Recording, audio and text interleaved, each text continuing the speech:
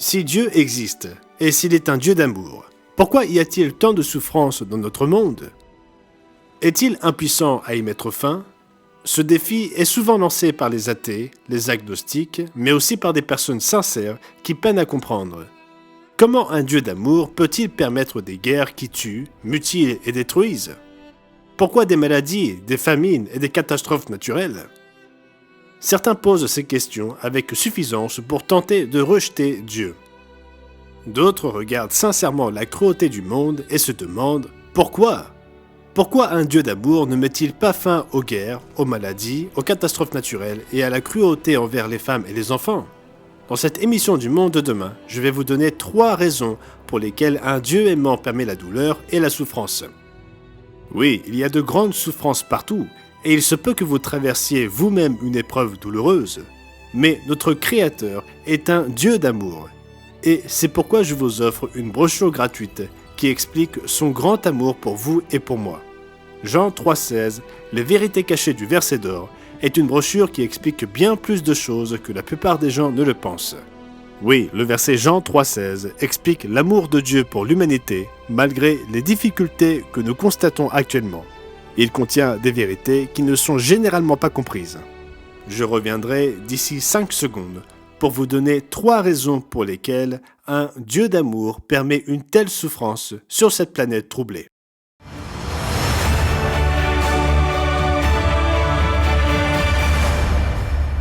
Bonjour, nous vous souhaitons chaleureusement la bienvenue ici au Monde de demain, où nous abordons sans crainte les questions difficiles et où nous vous disons la pure vérité telle qu'elle se dégage des pages de la Bible.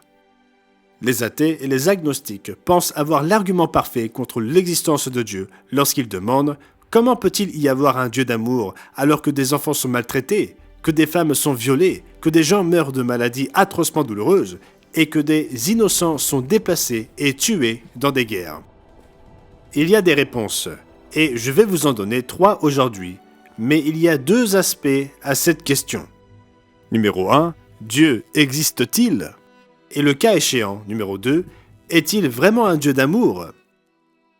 Soyez indulgents avec moi lorsque j'aborderai la question de l'existence de Dieu. Franchement, chers amis, ce n'est pas aussi difficile comme certains le prétendent.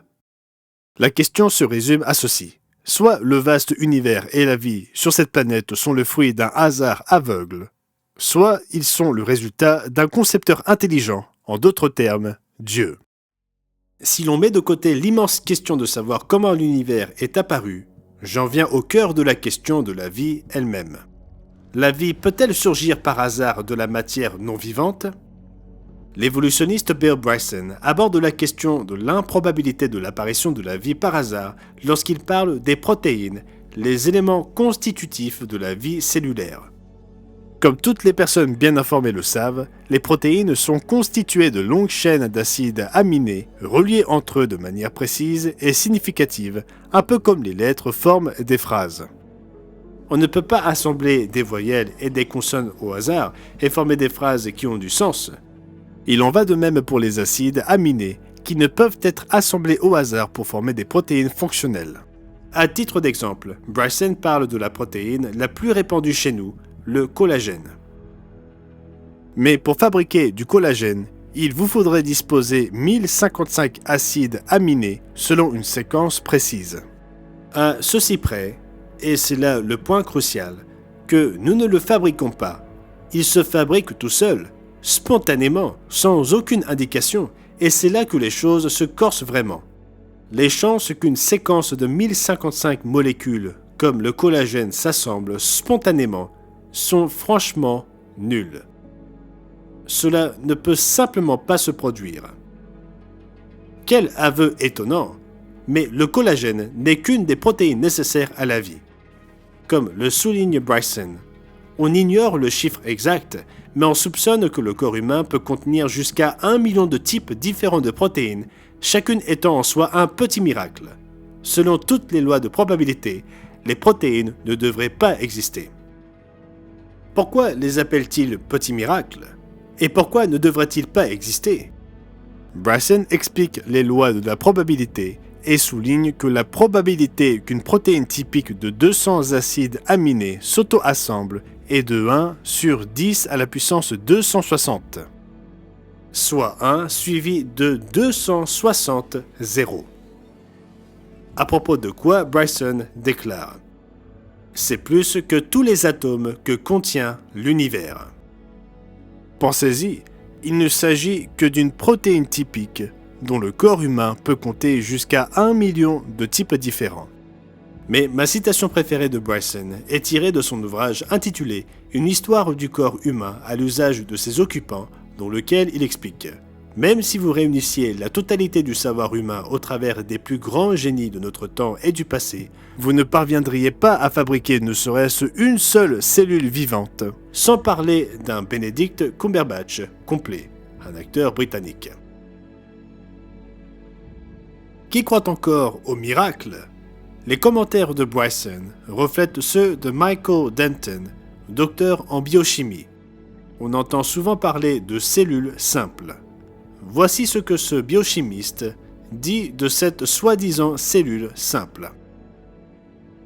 La complexité des types de cellules les plus simples que l'on connaisse est si grande qu'on ne peut pas admettre qu'un tel objet ait pu être assemblé soudainement par un événement fantastiquement improbable. Un tel phénomène équivaudrait à un miracle. Il explique ce que de nombreux scientifiques sont en train de comprendre et pourquoi d'anciens évolutionnistes changent d'avis sur le sujet. Malgré sa taille incroyablement minuscule, la plus petite des bactéries est en effet une véritable usine miniature dotée d'une puissante machinerie moléculaire, beaucoup plus complexe que n'importe quelle machine fabriquée par l'homme et absolument sans équivalent dans le monde inorganique. La preuve que l'intelligence, c'est-à-dire Dieu, est à l'origine de la vie, est extrêmement convaincante pour quiconque prêt à examiner les faits. Alors pourquoi y a-t-il de terribles souffrances dans notre monde? Si Dieu est tout-puissant, pourquoi ne peut-il pas, ou pourquoi ne veut-il pas, mettre fin à toutes les horribles souffrances qui existent ici-bas? Comme nous l'avons vu dans la partie précédente de cette émission, la réponse n'est pas que Dieu n'existe pas.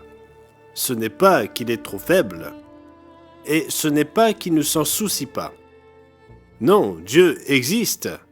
Il est tout-puissant, et il est vraiment un Dieu d'amour et de compassion, comme l'explique la ressource que nous vous proposons aujourd'hui. Je vous invite donc à profiter de cette offre gratuite, Jean 3,16, les vérités cachées du verset d'or. Mais une fois de plus, nous nous interrogeons, si Dieu a tant aimé le monde qu'il a donné son Fils unique pour que nous ayons la vie, pourquoi permet-il la guerre, l'enlèvement d'enfants, le viol de femmes et la mort de personnes atteintes de maladies longues et douloureuses?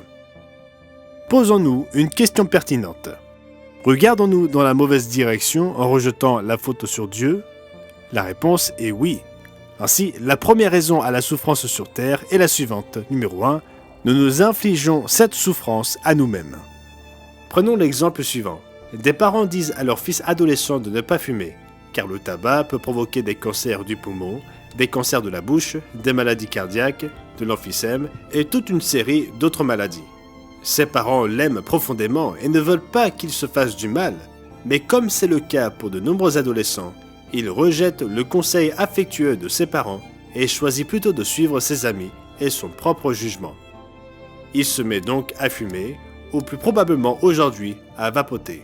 Bien sûr, il ne pense pas qu'il sera dépendant, ni qu'il subira les conséquences dont on l'a mis en garde. Non, il pense être l'exception. Mais 35 ans plus tard, il est atteint d'un cancer du poumon et sa vie, ses espoirs et ses rêves sont interrompus par une mort longue et douloureuse. À qui la faute? À ses parents? Non, ils ont fait tout ce qu'ils pouvaient raisonnablement faire pour l'empêcher de prendre cette dangereuse habitude. Est-ce la faute de Dieu? Pourquoi le blâmer alors que Dieu lui a ordonné d'obéir à ses parents? Et notez cet avertissement supplémentaire à chacun de ne pas se fier à son propre cœur. Telle voie paraît droite à un homme, mais son issue, c'est la voie de la mort. Cela se trouve dans Proverbe 14, verset 12. Cet avertissement est si important qu'il est répété au chapitre 16 et au verset 25. Ne pouvons-nous pas juger rationnellement que cela relève de sa propre faute ? Bien qu'il ait été averti par ses parents, par Dieu, par le médecin généraliste et probablement par de nombreuses autres personnes, le plaisir immédiat de s'intégrer à ses pairs était plus important que ce qui pourrait se produire des décennies plus tard. La confiance en nos propres voies, en ce qui nous semble juste à nos propres yeux, et notre myopie ont été le problème de l'homme depuis le début. Cependant, le problème est bien plus profond que cela. Lorsque Dieu créa le premier homme et la première femme, il les plaça dans un magnifique jardin rempli de fruits et légumes biologiques les plus délicieux que l'on puisse imaginer. Dans ce jardin, il y planta 2 arbres particuliers. Nous le lisons dans Genèse 2 au verset 9. L'Éternel Dieu fit pousser du sol des arbres de toute espèce agréables à voir et bons à manger, et l'arbre de la vie au milieu du jardin, et l'arbre de la connaissance du bien et du mal. Ces 2 arbres étaient symboliques. Manger de l'arbre de la vie, c'était choisir de faire confiance à Dieu pour déterminer le bien et le mal et vivre en conséquence. En revanche, manger de l'autre arbre constituait un acte de rébellion contre la règle de Dieu, symbolisant le choix de l'homme de déterminer par lui-même le bien et le mal. Nous ne sommes pas des animaux qui agissent selon leur instinct. Dieu nous a donné le libre arbitre. Nous devons faire des choix moraux et ces lois nous indiquent quels sont les bons choix. Il nous informe également que nos décisions entraînent des conséquences. Le verset 19 de Deutéronome 30 nous dit « J'en prends aujourd'hui à témoin contre vous le ciel et la terre. J'ai mis devant toi la vie et la mort, la bénédiction et la malédiction. Choisis la vie afin que tu vives, toi et ta postérité. » Il n'y a aucune ambiguïté. D'un côté, la bénédiction et la vie, de l'autre, la malédiction et la mort. Alors pourquoi blâmer Dieu pour les choix que nous faisons librement ? Comme dans le cas d'un adolescent rebelle à ses parents, nous pensons que nous savons mieux que Dieu. Nous pensons qu'il nous cache quelque chose de bon parce que nous nous focalisons sur le bénéfice temporaire.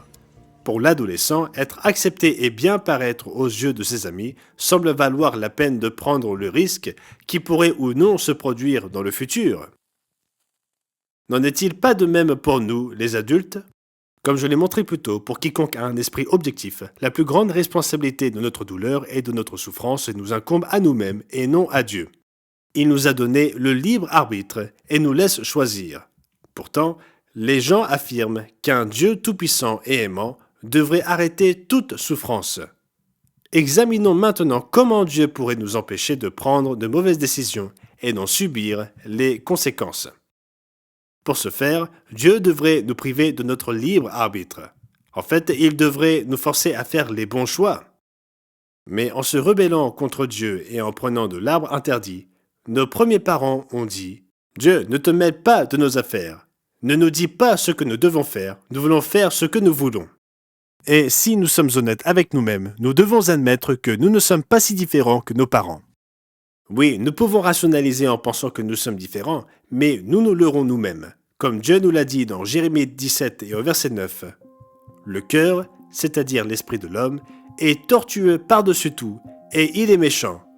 Qui peut le connaître ?» Les guerres se déroulent entre nations, entre voisins, et même au sein des foyers entre époux. Qu'il s'agisse de violences domestiques ou d'une nation en guerre contre une autre, le résultat est la douleur et le chagrin. Lorsqu'il y a un conflit entre des individus ou des nations, il y a des causes. L'une d'entre elles nous est révélée dans Jacques 4, versets 1 et 2. D'où viennent les luttes et d'où viennent les querelles parmi vous ? N'est-ce pas de vos passions qui combattent dans vos membres ? Vous convoitez et vous ne possédez pas. Vous êtes meurtrier et envieux et vous ne pouvez pas obtenir. Vous avez des querelles et des luttes. Les désirs égoïstes, la convoitise et la cupidité aboutissent dans le conflit, mais nous apprenons ailleurs une autre cause de conflit, à savoir l'orgueil humain. Remarquez ces proverbes. C'est seulement par orgueil qu'on excite des querelles, mais la sagesse est avec ceux qui écoutent les conseils. Proverbe 13, verset 10. L'arrogance précède la ruine et l'orgueil précède la chute. Proverbe 16 et au verset 18. L'orgueilleux excite les querelles, mais celui qui se confie en l'Éternel est rassasié. Proverbe 28 et au verset 25. Comme nous le voyons, la convoitise, la cupidité, l'orgueil et les désirs égoïstes font partie de la nature humaine. En d'autres termes, nous voulons ce que nous voulons et nous rejetons la loi divine de la sollicitude envers autrui. Le résultat final est le conflit, la misère et le chagrin. La croyance en l'existence de Dieu repose sur des bases solides. Elle est bien plus logique qu'un monde d'organismes merveilleusement complexes surgissant par un hasard aveugle. De plus, la Bible nous dit que Dieu est amour. Avant la pause, j'ai dit que je vous donnerais 2 autres causes à la souffrance ici-bas. Comme je l'ai expliqué précédemment, plutôt que de blâmer Dieu, la première raison est la suivante. Numéro 1, nous nous infligeons cette souffrance à nous-mêmes. Il est facile de blâmer Dieu, mais c'est une erreur. La plupart de nos épreuves sont le résultat direct de nos propres actions. Comment peut-on blâmer Dieu d'un cancer du poumon si nous refusons d'écouter les avertissements? Il en va de même pour les guerres, les accidents et les blessures. Ne blâmez donc pas Dieu. La faute incombe aux êtres humains. Mais il y a aussi d'autres raisons à la souffrance. Numéro 2, Dieu est un parent aimant qui parfois nous châtie pour notre propre bien.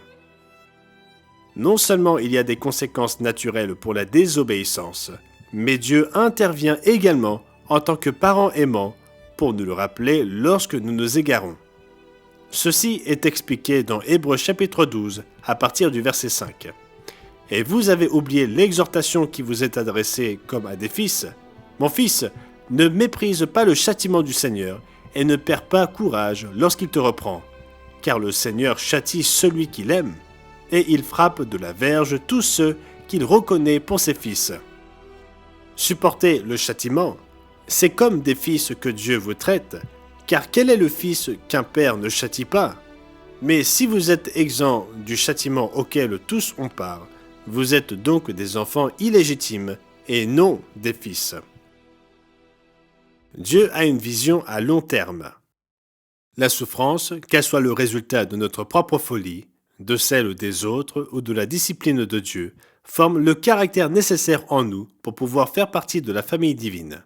Comme nous le lisons dans Hébreux 12 et au verset 11, il est vrai que tout châtiment semble d'abord un sujet de tristesse et non de joie, mais il produit plus tard, pour ceux qui ont été ainsi exercés, un fruit paisible de justice. Cela m'amène à la principale cause de la souffrance humaine. Numéro 3. Dieu désire que nous vivions éternellement dans son royaume en tant que ses enfants. La plupart des gens n'ont aucune idée de la raison pour laquelle Dieu nous a créés. Pour eux, nous sommes ici pour accumuler dans la vie autant de bonheur, de plaisir et de succès que possible avant de mourir. Ils considèrent cette vie comme le dessert et tout ce qui viendra plus tard comme les légumes.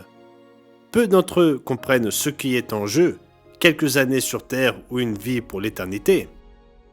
Et quel genre d'éternité? La Bible est claire. Tant de versets démontrent que nous deviendrons des enfants de Dieu. L'apôtre Paul nous appelle même cohéritiers du Christ. Notez Romains chapitre 8, versets 14 à 17. Car tous ceux qui sont conduits par l'Esprit de Dieu sont fils de Dieu.